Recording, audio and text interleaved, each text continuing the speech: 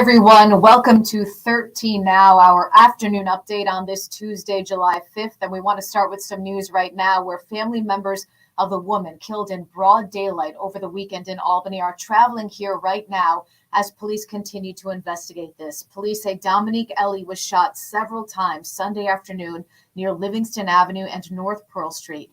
News Channel 13 spoke with her father today. He calls his daughter an inspiring artist who always gave back. We've also learned he is adding $5,000 to a reward being offered by a church in Albany for the arrest and conviction of the person who killed Dominique, and that brings the reward to $10,000.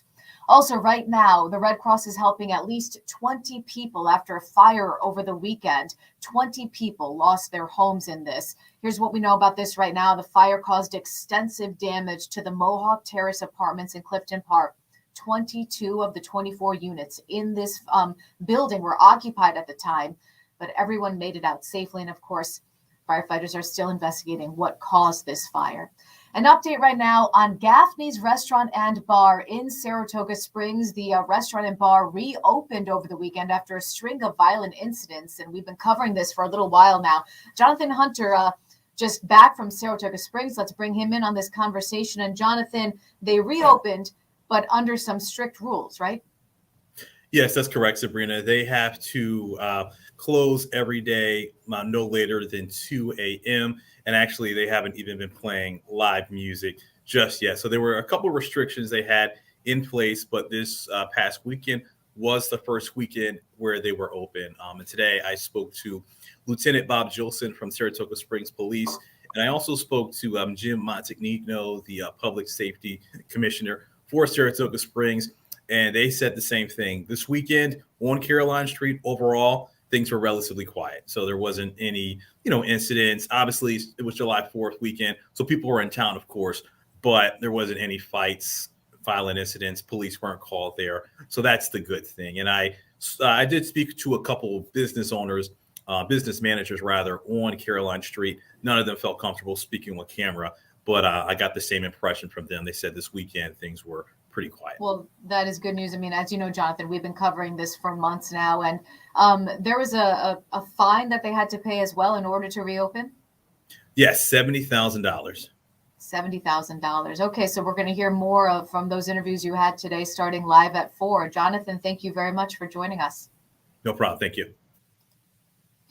Let's get a check on your forecast right now. As you have seen outside, it is raining, and after that beautiful day that we had for the holiday weekend, Paul, I mean, you said it, and it panned out that the 4th of July was just gorgeous.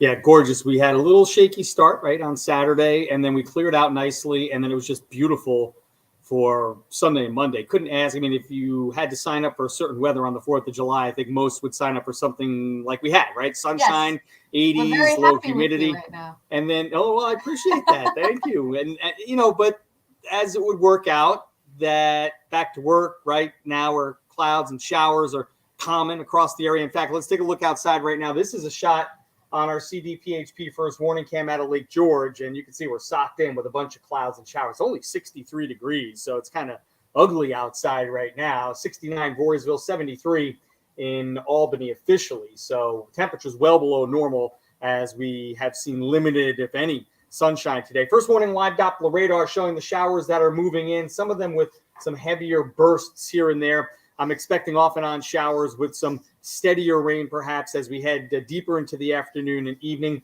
Maybe a rumble or two of thunder with a downpour perhaps, but most of the instability for convection or thunderstorms is down south of us into Pennsylvania and beyond. So I think we're talking more of like a uniform rain shower action instead of some on and off heavier thunderstorms. And you can see that kind of working its way through, off and on showers, maybe a heavier burst, maybe a rumble of thunder after dark tonight as this system passes by. We'll start a drier trend overnight, then see at 7 o'clock tomorrow morning, still a little bit of cloud cover, but I think overall the trend will be to dry things out, and by tomorrow afternoon back to a whole bunch of sunshine. So 64 tonight with scattered showers and a thunderstorm possible, otherwise mostly cloudy. Tomorrow we'll manage to get to 80 with a return to sunshine during the day. And the humidity comes down again, so it's going to be comfortable. We'll stick with the 80s through Friday when the next chance of showers and storms will arrive. And look at that, another gorgeous weekend with low humidity, Sabrina. Lots of sunshine and highs both days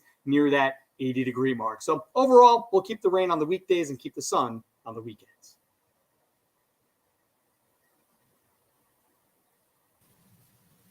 All right, Paul, thank you. Sorry, I think I clicked on a little something that I wasn't supposed to do now. So thank you very much. So don't go away because I know you have something else to share with everyone momentarily. Yes. But I want to get everyone caught up on what is coming up and what we're looking ahead to starting live at 4. Team coverage of the murder of Dominique, Ellie, the woman killed in Albany over the weekend that I was just talking about. We're going to have more from her family. Also, the reward being offered by a church to find the person who killed her. And only on 13, we are in court in Saratoga County as the man who shot and paralyzed his neighbor in Moreau surrenders nearly 5 years after the shooting.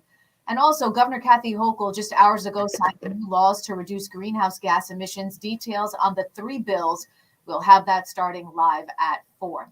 So as we were saying, Paul, you have some exciting news to share from the Weather Center, probably the headline coming from there right now. So let me get myself out of here so you can share this with everyone. Come on in, Bob. Bob is back. I'm back. Your worst nightmare is back. We've had a lot of emails. We've had a lot of social media input. People want to know where Bob has been. We told everyone he'd be back soon enough. He's got his glasses on, right? And got to be able to see what I'm talking about. So we're ready to go. Good to see and you can see Bob tonight starting at 4. Bob, what's up? Good to be back. Feel pretty good. Yeah, health is getting better, and I'm set to get back into the forecast and see all my buddies here at the station, you and the weather team and the news team as well. Hello, Sabrina.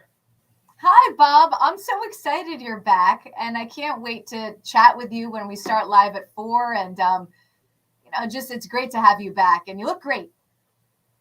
She said it's great to have you. He can't hear, so I'm going to tell him that. He can hear. But he's not that old. But he can't hear you talking to him because I have my earpiece in and he doesn't have that hookup. But I'll tell him that she said it's great to have you back. And she can't wait to talk to you at 4 o'clock. Good to be back, guys. Good to see you all. And good to be back here and my buddies in the station for sure. Sounds good, Sabrina. All right, guys. Thank you very much. And thank you, everyone, for joining us for this edition of 13 Now. We will see you all starting live at 4.